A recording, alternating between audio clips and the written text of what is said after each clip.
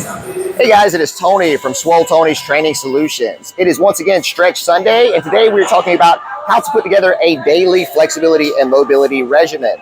Now, stretching is a lot like flossing your teeth. If you floss the day before the dentist appointment, you're not going to fool them. They're going to know you haven't been doing what you're supposed to. Now, you can floss once a week. It's probably better to just be consistent and floss every single day, though. Very similar with the stretching, flexibility, and mobility. Better to put together a daily regimen. Now, if you don't know what to do, I have a really basic system that I like to use for figuring out what to do on the day-to-day. What we're going to do is first up focus on mobilizing a weakness. Then we're going to mobilize a specific muscle. And then we're going to mobilize a specific movement. So a weakness for me lately has been my upper back. So that'll be the first point that we're going to address. As far as specific muscles, it's been a long time since I've done anything specifically for the hamstrings. So that'll be our muscle focus. And today is leg day. So as far as the movements, we're going to focus on mobilizing for our squat. So without further ado, let's break down that move selection in a little bit more detail. To mobilize the soft tissue in the upper back, we're going to want either a PVC pipe or a foam roller. First thing you're going to do is position your pipe or roller right in the middle of the back there. You're going to give yourself a big hug to open up the tissue in the upper back. And then what you're going to do is just figure out how to get some weight on that pipe or roller. So you're going to lift your hips up, get some body weight on it. From here, you're going to reach back overhead. From this position, sit the hips down on the ground and just relax, open up the chest, and let that spine fold over the foam roller. From this position, we're going to hold, let everything open up. After a minute or two, we're going to do some mini crunches. So you're going to crunch it up, fold the spine right back over that roller, and we're just going to repeat a few times to really get that chest up cue and really open up everything in the back.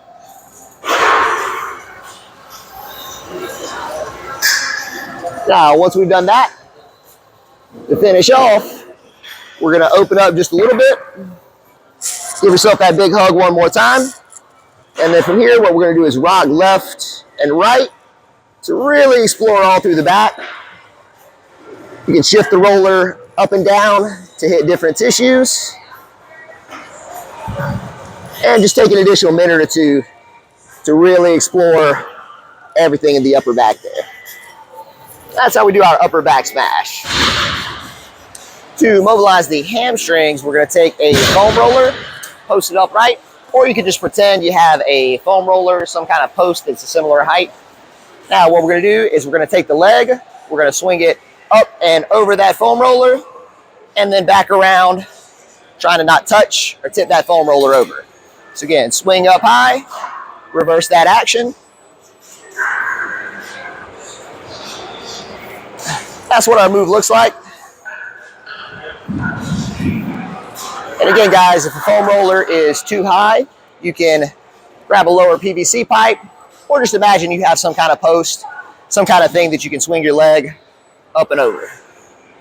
We're gonna do that for about 90 seconds to 2 minutes on each side. And that's how we're gonna mobilize the hamstrings, get that lower body ready to work. All right, to get ready for our squat, we're gonna do a squat to stand. To execute this, hands on the thighs, keep the knees unlocked but relatively straight as you reach down for the toes. Now with a flat back, we're gonna hold this position. From here, we're gonna sink the hips, hold this position, and then finally, we're going to use the elbows to drive those knees out, get really deep into that squat. From here, we're going to reverse. So relax the elbows, slowly raise those hips up, and then slowly slide all the way up. So one more time all the way through, guys. Hinge down to grab those toes, hold the stretch, sink the hips with the elbows inside, hold that stretch, drive the knees out, and then we reverse by relaxing those elbows, sliding the hips up, and slowly sliding the hands all the way up. And that is our squat to stand.